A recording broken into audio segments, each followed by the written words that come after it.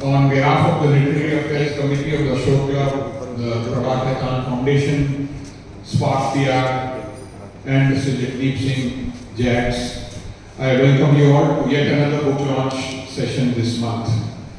We have in our midst Ms. Doorva Devarshi, author of the fantastic Affair of Despair. Welcome, Doorva. She will be in conversation with Tusharika Singh on what promises to be a lively discussion, because the title itself, Fantastic Affair of Despair, is of deep concern and impact to all of us in this room. May I request Jax to welcome Doorva by presenting her with a green plant.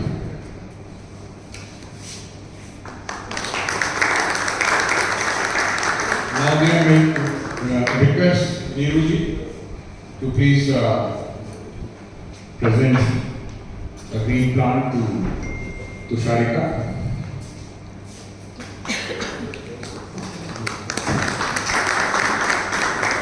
Book launch photo. Yes. Book launch.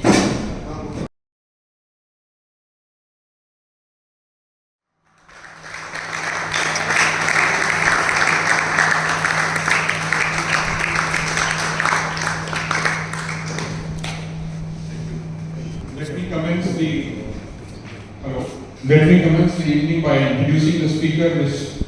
Doorva Devarshi, a writer and creative consultant. Long time ago, and as she likes to say, in almost another life, she was a dentist. She switched her dentist skills with a pen in order to pursue her true passion, that is writing. The book under discussion today has been her maiden creation. Ever since, she has been guiding others in their journey towards refining and improving their own articles and pieces of literary works. Her story, The Fantastic Affairs of Despair, is about the many aspects of dejection and hopelessness as experienced by the fictional protagonist in her book. I believe it is a deeply moving account, a powerful story of self-determination, in a world where a lot which is precious to our lives and to our existence is endangered by societal pressures and environmental degradation.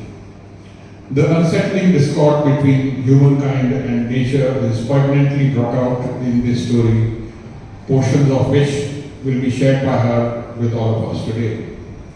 She will be in conversation with Tusharika Singh, so I will not delve deeper on the contents and story of the book. Tusharika, as some of you are aware, is a prolific writer of articles and pieces related to the city of Jaipur. Her articles make most interesting reading and cover fashion, lifestyle, food, festivals, and other contemporary subjects. Her blog, All About Jaipur, captures the essence of what happens in the big city. Tusharika has been associated with Spark PR, Rajasthan's leading public and media relations agency, for many years now. Her portfolio includes the Jaipur Literature Festival, Rambagh Palace, Jaipur Kala Kendra, the City Palace, to name a few. Today she will be in conversation with Doorva on her book, The Fantastic Affair of Despair. Before I hand over the proceedings to Tusharika, I would once again like to bring on record our deep appreciation and thanks to the President of the Ashok Club, Her Highness Rajmata Sahiba, for graciously granting us permission to use this club and hosting the literary talks in this very main hall. Now I request Tusharika to start the conversation with the author. Thank you. Thank you, sir. Thank you everyone for joining us on this rainy evening, and thank you Doorva for and especially someone from Jaipur. And as we just heard in your introduction that earlier you were a dentist. So before we actually delve into your book, I would love to know that what actually led you to switch your career, a very secure career in dentistry, and opt for something like writing. I think it is a very courageous and bold move. So I'm sure your story will inspire many others in the room to follow their passion. Well, first of all, thank you everyone for coming here and being a part of this book's journey. It's very, very special to me, so thank you so much. And let's start with your question. I mean, I don't know how insecure because I had just graduated, so that's hard to say. But I mean, as I was just saying to somebody, I think with dentistry or any kind of medical field where you are providing a health service to someone and they're relying on you to make them better, if you're not completely in it, even if you have a little bit of a doubt, I personally felt that I will not be able to give my best. And if there is something in me that is passionate about something else, then I should really take that chance because there is only one life and maybe this is it. So I thought about it. I mean, I applied for jobs. I saw how I can integrate these two, and then I just took the plunge because I wanted to see how I can push myself without a degree, without a relevant background in this. And I think it worked out well. So yes, I mean, I wanted to do this, so I just set my mind to it and went ahead with it. That is indeed very inspiring. So, what intrigued me the most about your book is the title, The Fantastic Affair of Despair. It is very poetic, very intriguing, but I'll be honest, when I first started reading the book, I was a little lost in the first few chapters. You know, there were so many things happening, so many people, a lot of themes. You talk about violence against women, you talk about child abuse, you talk about political indifference. So a lot of things were happening, and it took me a while to grasp. And of course, later on, it gets very gripping and it really pulls you in, and it's difficult to put it down. But I want to know from you, what was your preliminary thought when you started writing this book, and how did you come to this very interesting title? Right. I mean, I have had this sort of feedback from quite a few readers that the beginning is a little convoluted, and it is definitely the kind of book which is like a folded blanket. And as you go through it, you are kind of unfolding it, and then as you're in the middle of the book, it's kind of spread out over the ground, and then you start understanding what is happening once you have had the perspective of all the different characters of the book. As for the title, it's very much inspired by this article that I read while I was researching the book. So the structure of the book was quite different when I started writing it, and though some elements of it have remained the same. So a large part of that book was going to be in the city of frescoes, and now there is only one chapter in it. So, and the city of frescoes is essentially inspired by Jaipur. And I read this article, it was either in the New York Times or the New Yorker long ago, from maybe the 1980s or something like that. And somebody had written about the frescoes. And they had come to the houses here, they had come to the Haveli, and they had called the frescoes, which were not well preserved. And they had called it that they are in a fantastic state of disrepair. And even though they meant it in a very different way, because they were looking at it from a very different lens, I kind of thought it in that sense that they are so beautiful, and even that they have not been preserved well, you cannot deny that they are so beautiful, right? So the characters in this book, not the very bad characters, because I'm not justify those. But some of the characters, they are in a state of despair and despair, but you cannot deny that they are also beautiful people. Like Mrs. Pradhan, for example, she is a very complicated lady. So that was the reasoning behind this. I do have a question for you on the characters, which we will come to later. So, talking about characters, the protagonist of your book is an unnamed person. And your book is divided in 3 parts, where she's in different phases of her life, and she's in the city calligraphy or frescoes, like you said. She was also in the Dharamshala in the mountains. And she encounters a lot of people that have both good and bad effects on her. What really stood out to me was that you chose to keep the protagonist unnamed. So I think that's quite a bold yet quirky move. So what was your thought behind keeping the protagonist unnamed? I think that was something that I had decided quite early on. The unnamed character, she is very informed. Like she is not really, maybe, that is up to the reader, that why she is like that. Is it the circumstances of her childhood? Is it the general, inability to introspect or to come in touch with herself? Whatever the reason may be. So she is sort of a very passive character in her own life. She lets things happen to her. She doesn't take any. In fact, if there's the part where she says it too, that things I just go with the flow of things or something like that. I forget now. So and that was the thing. So it's kind of like how in Rebecca, the Japanese models go. The second wife, she's never named. The effect of Rebecca is so much on her that it's always about Rebecca, and we never get to know the name of the second wife. So the unnamed character is like that. We know the names of all the people who have an effect on her life, but we don't know her name. So that was the perspective behind it, that she's just a passive spectator of her own life. Very interesting.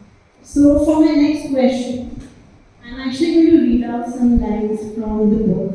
And so there will be from 3 different parts of the book. I've picked up certain lines which I'll be reading out. And then I'll pose my questions about those. So you talk about a neighborhood where the protagonist is living, where Mrs. Pradhan's house is. And you say about Mrs. Pradhan that in the last 5 years, she has become used to the sounds of thrashing and wailing that are commonplace in the neighborhood. Each woman is privy to the wounds of the others, but none ever recognizes the bruises for what they are: a fall, a rash, an infection. And then this is where the protagonist is living, and she's working as a copy editor in a publication. And every morning when she leaves for work, these women of the neighborhood, they turn their heads to watch her leave for work every morning, shaking their heads at the ill luck that must taint the charts of a girl to have to fend for herself. They counted their lucky stars, and to the food they offered to the gods in the shrines, they added a redder apple and a spotless banana. Sure, their husbands took their belts to them at times, and were particularly disinterested in making the moments of their intimacy painless and comfortable, but at least they all had one. And the last passage that I want to read out is actually my favorite part of the book, but it's also one of the most haunting scenes, I think, in the book, and also the one that's full of despair for me, is when the protagonist, who's been a victim of child abuse at the hands of her uncle in her own house, and she's about to leave for college. And when she goes to her mother, who's preparing a parting meal for her, and she asks her mother, "Did you know what was happening?" The mother doesn't answer directly, just says, "When you are a mother yourself, you will learn that your family is your life's work. It would have been a great shame to me if others had learned of it." So, reading this at several points, in the book, I kept thinking that women themselves sometimes perpetuate this cycle of violence. And you present these things as plainly as they are, without trying to soften the reality, and at the same time without being didactic about it. So I think that takes an incredible amount of sensitivity. So what was your approach when you were tackling these issues of child abuse and writing about complex issues like violence against women? I mean, the approach was very simple that these things happen very frequently and these things are overlooked very frequently. And was to present them. Like, you know how it happens in movies that there will be a scene where this rape is happening and there will be like a 2-minute scene of like this very graphic scene. You know, that is just one part. It's like, that is just one thing. It's just like years of trauma after that which really weighs down a person. And it was a thing. And as you said, I think patriarchy is upheld, and these kind of ideologies are upheld by all people of society, not just like men, women, others. It kind of has this way of sneaking into everybody's brain. So even I will find myself sometimes saying something really inappropriate and it will occur to me sometimes, oh wait, I should not have said it. There is something internalized in me and I need to correct it. So the approach here was to present it in the most raw way possible, to be unapologetic about it, that these things happen, they are protected within our society, and to be shameless about it, that these elements need not be hidden. And it's the same, it's just different ages, different age groups. That okay, first Mrs. Pradhan knows that this happens, like something happens to Mrs. Pradhan also, that she's a woman who is very, she's sexually coming to her own at a very early age, and she get married to a man who's not into it, and so she has to like hide that about herself, and she never gets to consummate her marriage. So when her husband dies, so on and on. And then later on, she's kind of hearing all these things happening in her neighborhood, and she takes no step about it. She is this independent woman who runs her own house. She is a landlady, but she takes no step. So on and on it goes. It's a cycle perpetuated by both men and women.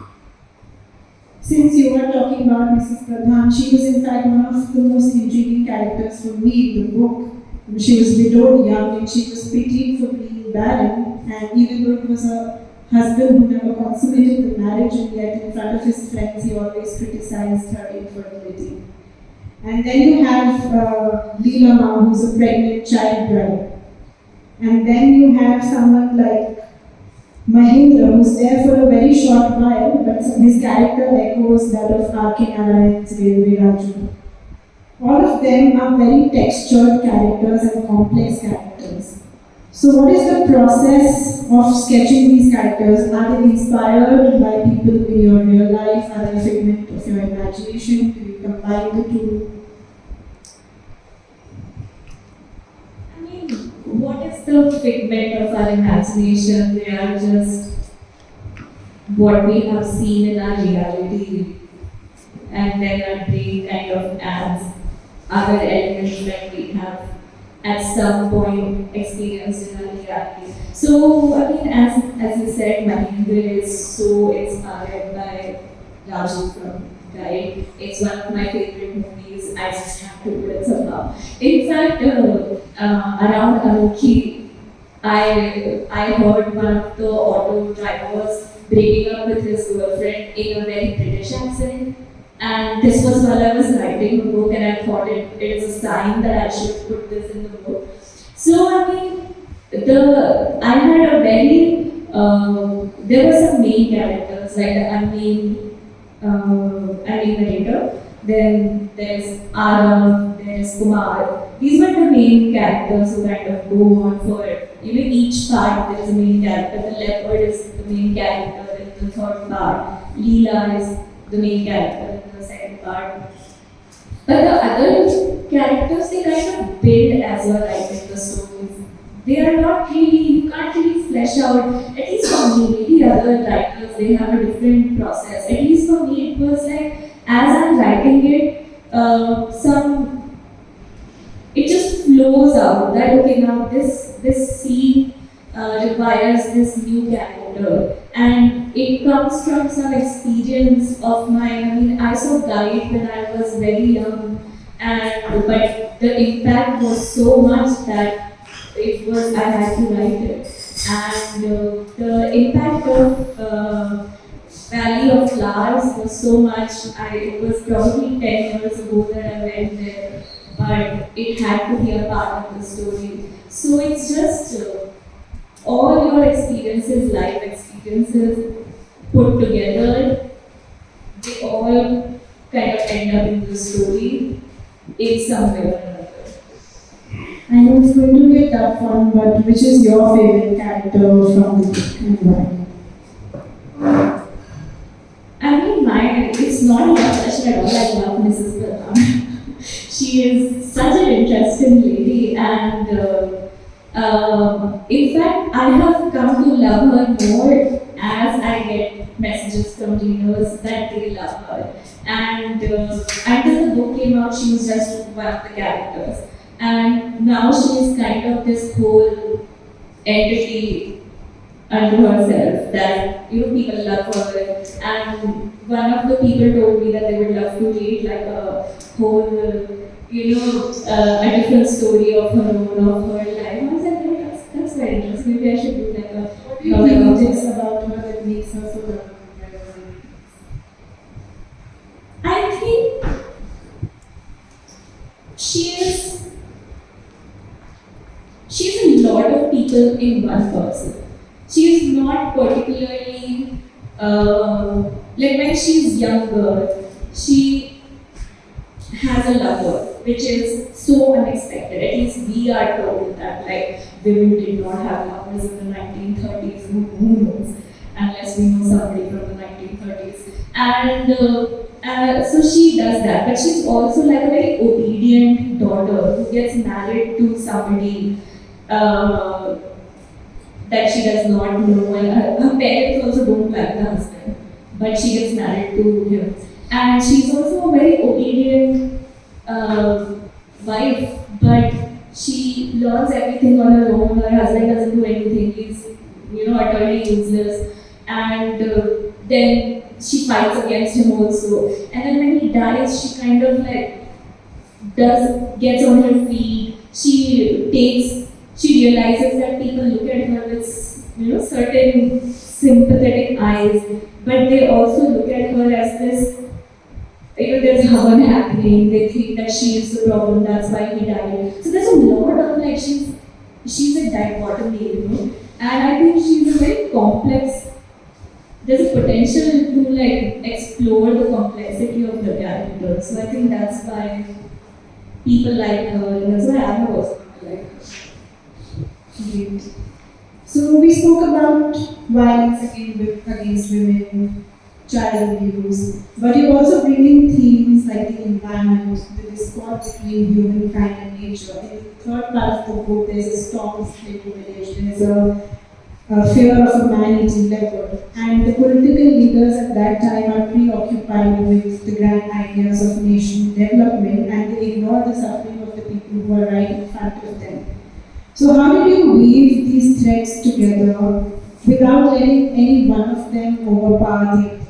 Did you begin with all of these themes in your mind, or did they like gradually develop as you were writing?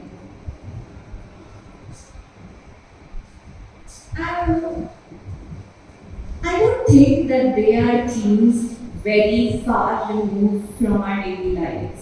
They are as much a part of themes such as violence and misogyny and patriarchy as anything else. I mean, for example, environment and nature is so weaved into us, and it has such an impact on us.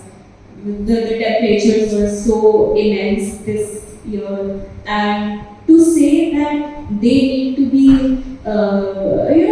they do not need to be addressed in a separate book.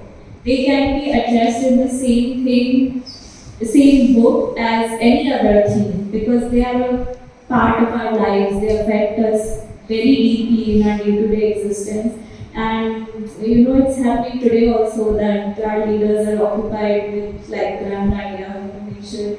So I think a book set in the 70s has the same themes as today, and it has events that are happening today.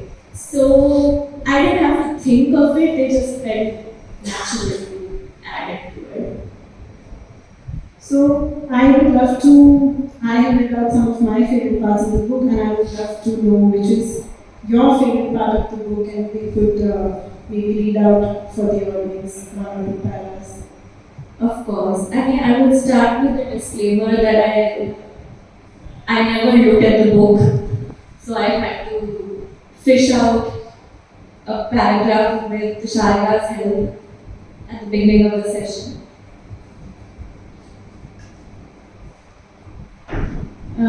So this part is about Radha. So Radha is almost a mythical character in this story, and let's say we don't really know if she existed or not.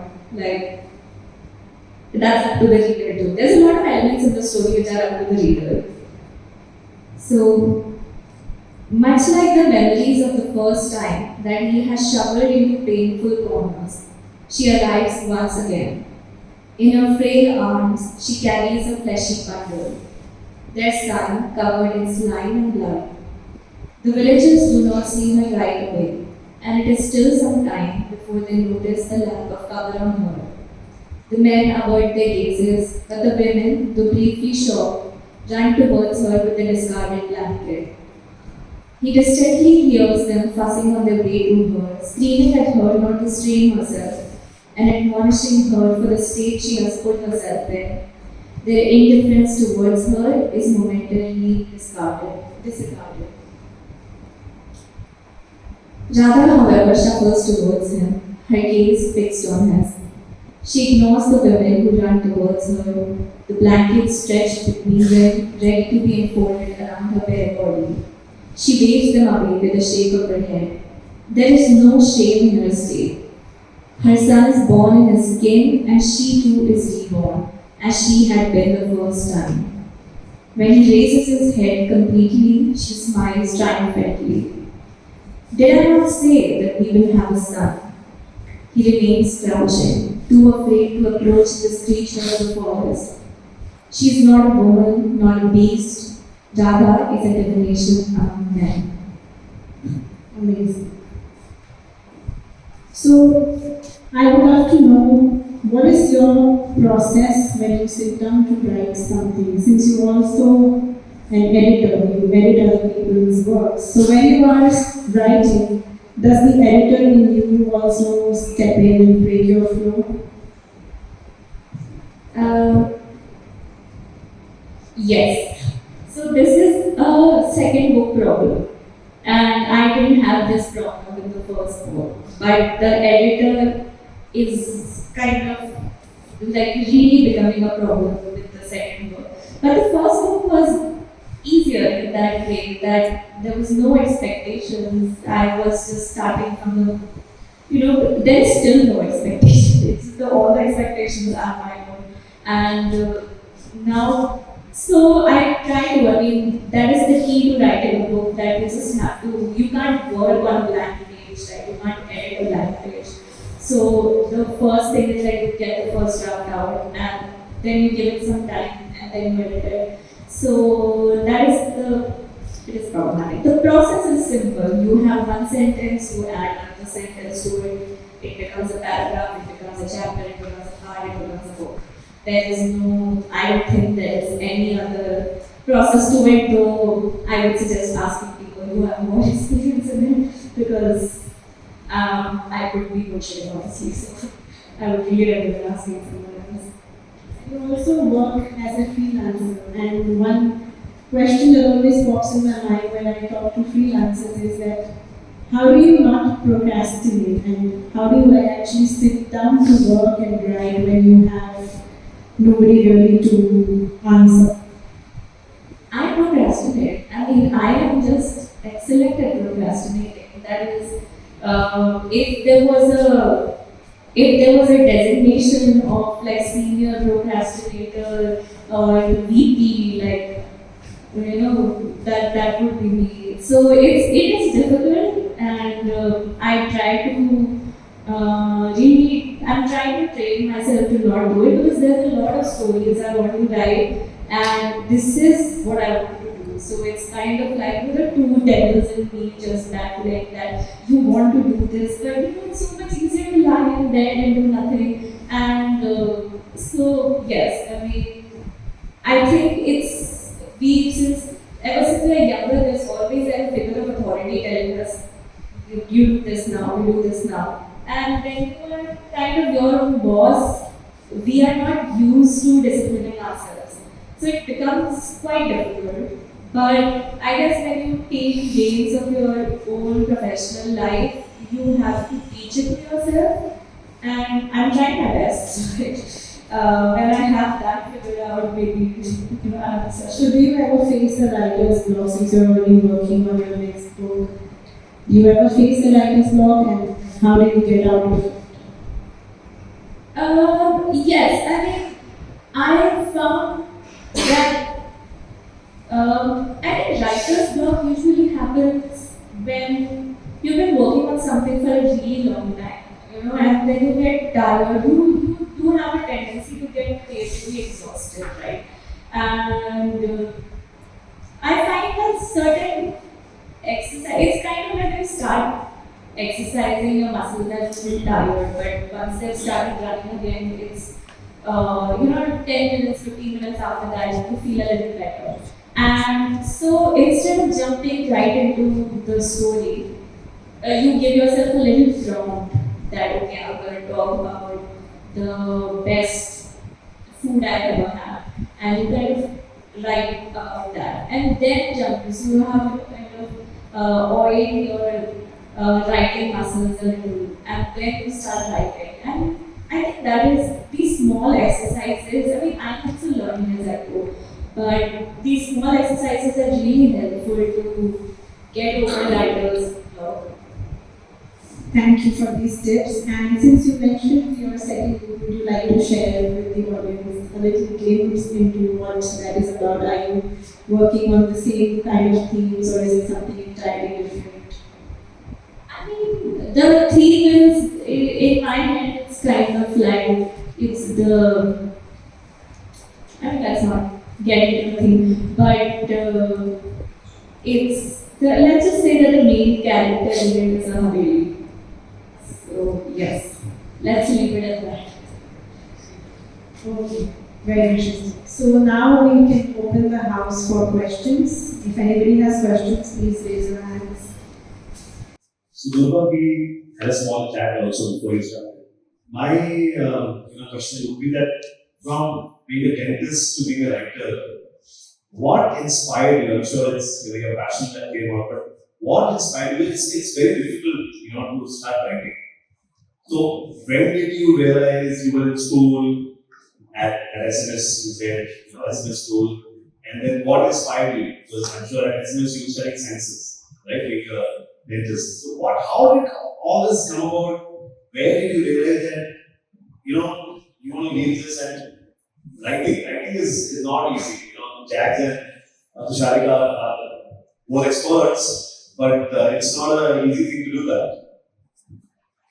Well, thank you for your question. And I don't think that it was something I wanted to do until I started doing it. So it's like the more I did it, the more I loved it, and kind of became an obsession.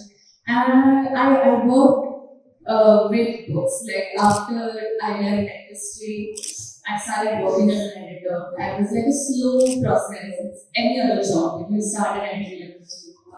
And I had always been a reader. I read a lot. It's kind of my latest hobby. So it's kind of like all these different elements collided. And one day I had an idea. I started it. I wrote a terrible first draft. It is in the inbox of a few people. I hope it burns and dies, and that inbox is, lost somewhere, because it would be so. I would die of shame. And so yes, I mean it's really, that is something that I've always wanted to do, and it was a weird journey, honestly, because people still ask me that when did you know? I still don't know. Who knows? Maybe 5 years from now, I want to be something different. My parents will kill me if I do that. So, thanks a lot for the good discussion. I'm a cardiologist myself, and we share passion. I was in the book. So, I was just wondering, do you think writing fiction versus non-fiction, which one is easier? That's one thing. Because as a doctor, we come across so many human stories upon which we can elaborate and turn fiction into non-fiction also. That's one thing. And secondly, when I was writing my book, and there were so many people who talked about that in this era of so much short attention span, writing a book, a big book, may be a difficult read, and people may not actually catch it up. So, were you really bothered about that when you were writing the book? Because in this today's era of reels and maybe some short notes on Facebook, I'm not very sure that how many readers will be interested in reading a big book. So were you really worried about it? So honestly, thankfully, before I even published the book, I knew the reality that it's very hard to make a living from just being a writer. And because I knew that, I was happily kind of wrote the book just for the sake of writing the book. And because I was writing the book for the sake of writing the book, it never really occurred to me that will people with shorter attention span will read it or not. I mean, I know an incredible number of readers, and I knew that the book will reach them. I mean, so many books reach me, so many books must reach you. I know so many readers here, and the art teaches the people that it has to reach. As for the question, like which one is difficult to write, sir, they are both two different stories. They are each difficult to write, and they have to be approached in a very different manner. Fiction is different, non-fiction is different, but they are equally fun to do. So I would recommend, if you're writing it, go for it. It's a great experience.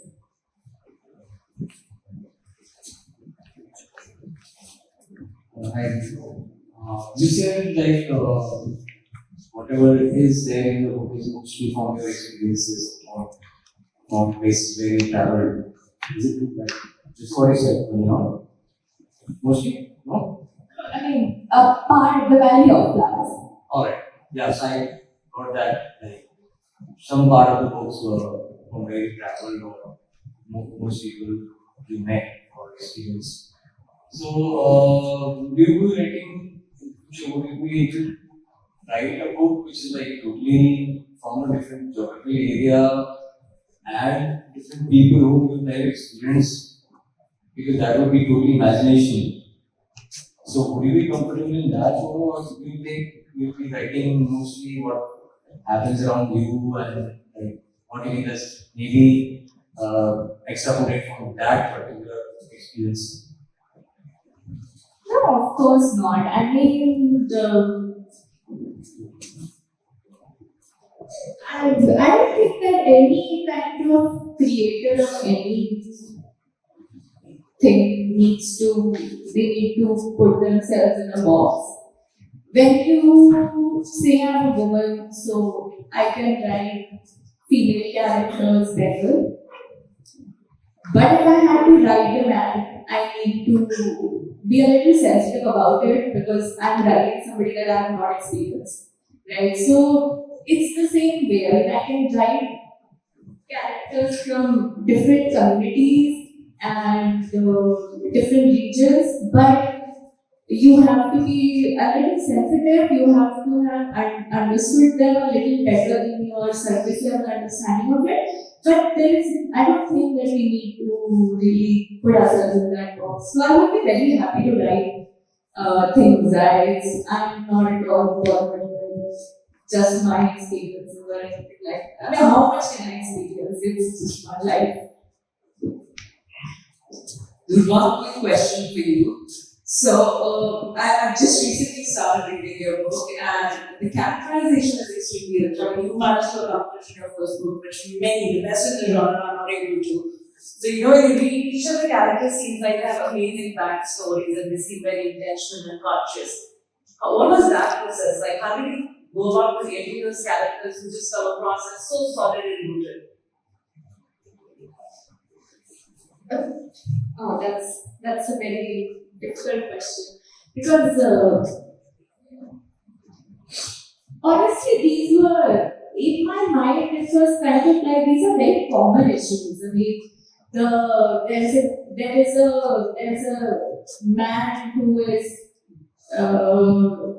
has abandonment issues.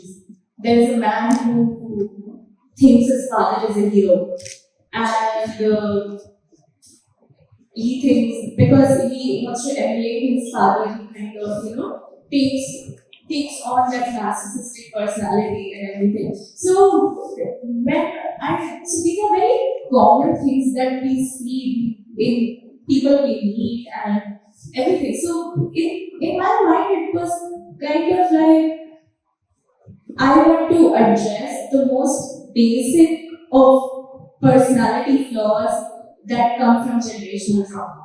So that was a big thing. And then I started thinking about it in this way that how do they manifest in people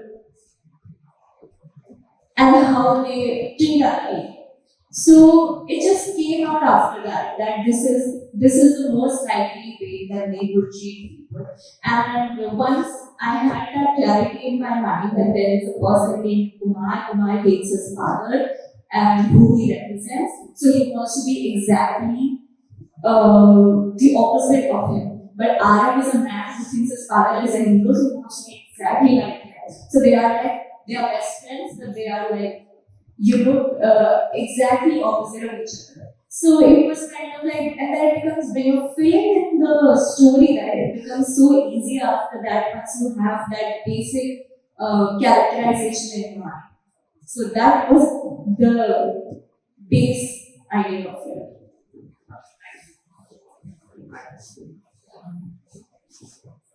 Thank you very much, Doorva. And am I speaking out of turn? Thank you very much, Doorva and Tusharika, for a very interesting discussion. You stole the fire of curiosity, certainly.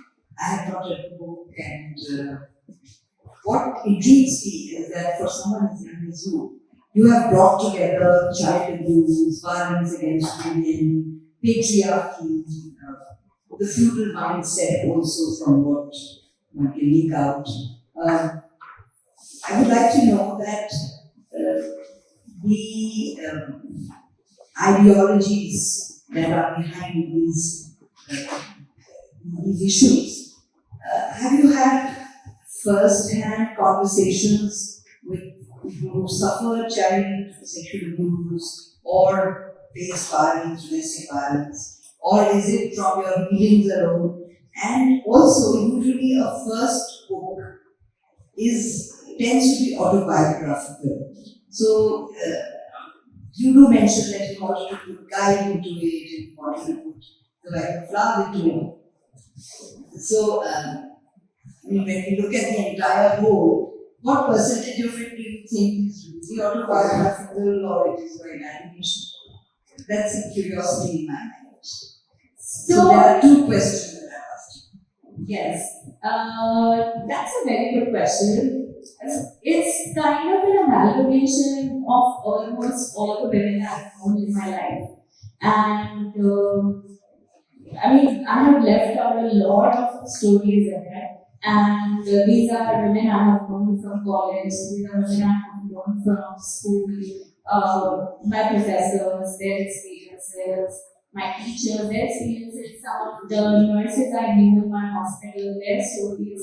And it's, if you want to look at it that way, then it's kind of like there is a one large idea of woman, and the book is about that.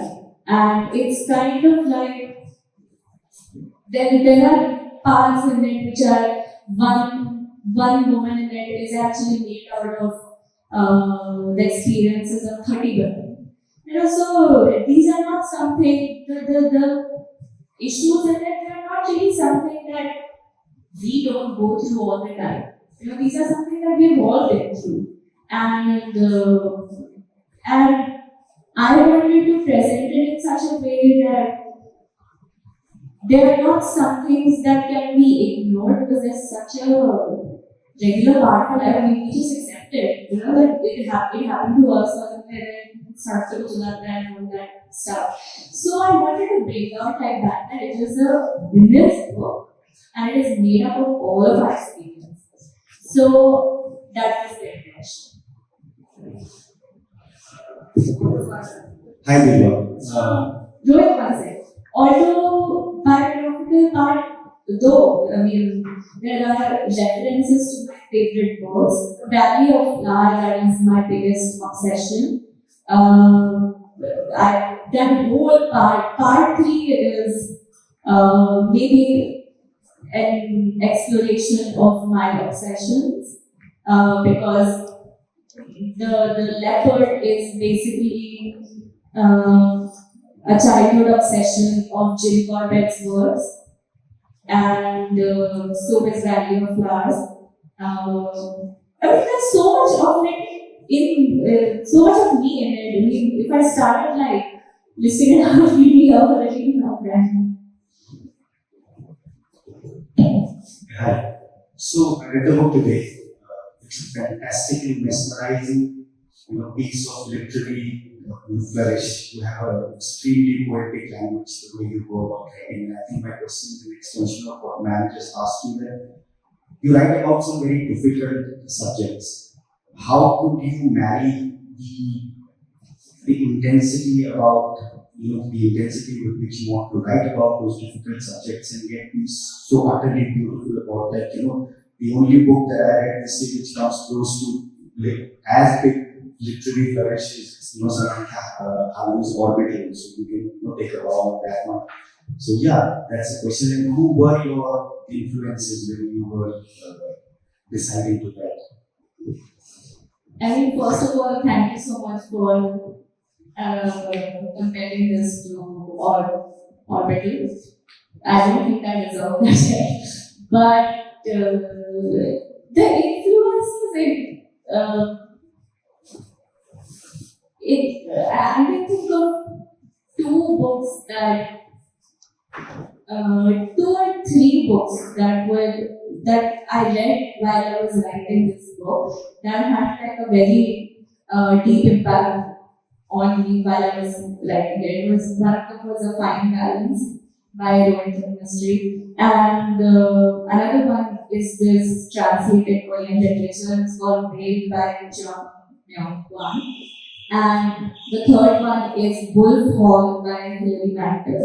So, especially with Wolf Hall, and maybe I tried to emulate Hilary Mantel's writing a little, subconsciously, consciously, who knows. It is that she packs a lot of information in each of her sentences. She does not waste her words.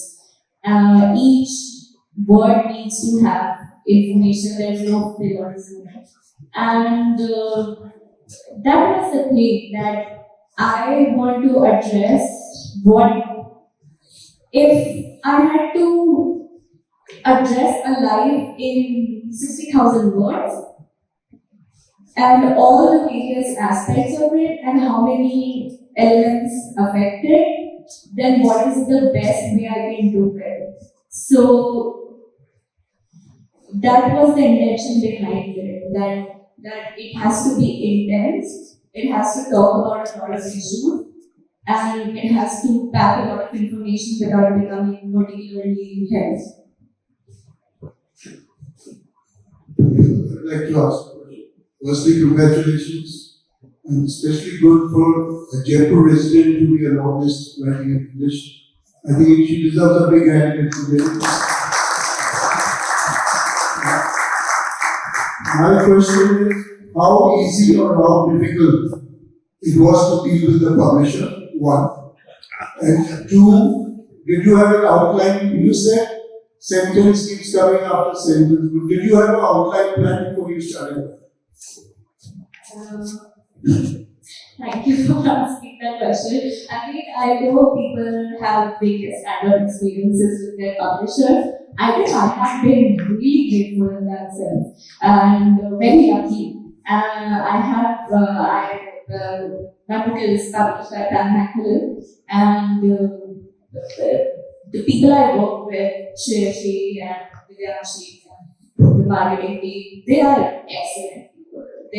They're fun to work with, they're very passionate about the book, they are always supporting. And, every time I start doubting it, they're right behind me. And we have had the easiest time working together. So I have had a very positive experience. So I can't really say about this. And sorry, sir, I forgot your second question. Yes. So I was like, yes, of course I did have an outline. And I think I had the part 3 first. So I knew how the book would end. And I knew, after I knew how the book would end, I knew how the book would start. And the second part was the most difficult to write. The middle part was where I did not know what was going to happen, what is the character doing there, what are her experiences. But I had an outline, and it was kind of like I took a very surgical approach to it. That okay, this is how a play is written, a movie is written. So like you take an introduction, then you kind of create because I was writing it for the first time, I didn't know how to do it. So you create a tension, then you resolve it, but it's not really resolved. So you resolve it in Act 4. And so that's the approach I took. But that was the first draft which I now disowned. And so after I had done with the first draft, I rewrote it again. So this is the second draft that ultimately got published. I have a question. Listening to everybody, putting questions to you and also your discussion today. Egan's question basically, that your book has different topics of romance, of child abuse, of patriotism, of like Jim Corbett said. On a lighter note, I would like to know that people with lesser focus who would like to go around the book, in fact, I would like to do that myself. But how would I actually hold on to the book from the beginning to the end with different characters and different, like the way you weaved into? So, would you think that would bother you, or I would like to do that myself to see, because I have a little less focus unless the character is one and it goes through content continuously. Are you asking if like how you can like People with lesser focus, like I'm saying that's the main problem. Okay. I think in that case, I would suggest reading one chapter a day. So you are kind of getting introduced to one character a day, and really just let that character sort of have their influence on you. It's sort of consider it like a non-fiction book. So just because otherwise, yes, it is convoluted narrative. So I mean, even sometimes I question it that why does it take such a long path, but it had to be told that way. That's also a question basically that the response of people who have lesser focus and for which you wouldn't get that kind of response, would that worry you? Not at all. I mean, I wouldn't care actually. Because, as I said in the earlier question, is that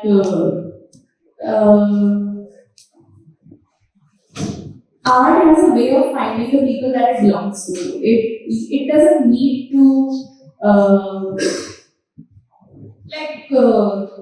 somebody who's vegetarian. If you put like beef on their plate, then they don't eat the food. You cannot get angry with it, right? Because it doesn't belong on their plate, they don't eat it. So it's kind of the same with the book. They don't have the attention span for it, they're maybe not readers, they don't want to read it. So it doesn't bother me. Their consumption of art is maybe in some other form, it is in like a shorter form.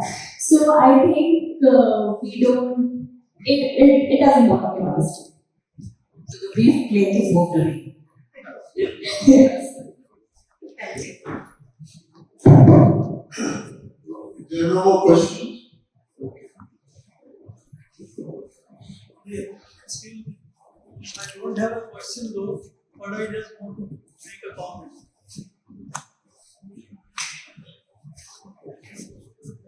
This has always mystified me.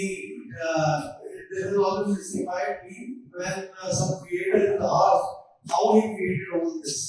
So, actually, in our tradition, in the Indian tradition, there are two kinds of what do I say?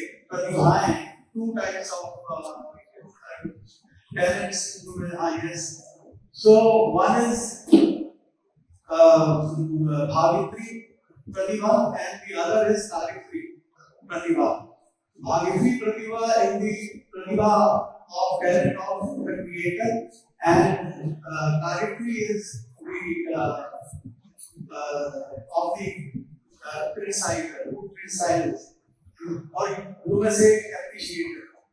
So it is the work of that person who actually criticizes or appreciates that work, that he places it and also discusses the nuances, the mold in creating that. But this has again put me, rather say, surprised me that you have answered not only the question but discussed about the book with the mom. This is something which really made me think of even higher than about you higher than what I always thought that you are at this level. Now I think I place you here. One more thing. As far as biographical thing is concerned in a novel or in a fiction, I think things happen, and when we start experiencing them, then we actually impart meaning to those events and things. So, providing meaning or weaving those events into a theme, that happens always afterwards, and that actually gives real meaning to events which happen without any theme in them, but it is a theme which a creator provides to whatever happens, and that forms a part of its experience. Thank you. Thank you so much, sir. Ladies and gentlemen, we've had such a fascinating discussion. Give them a big hand. I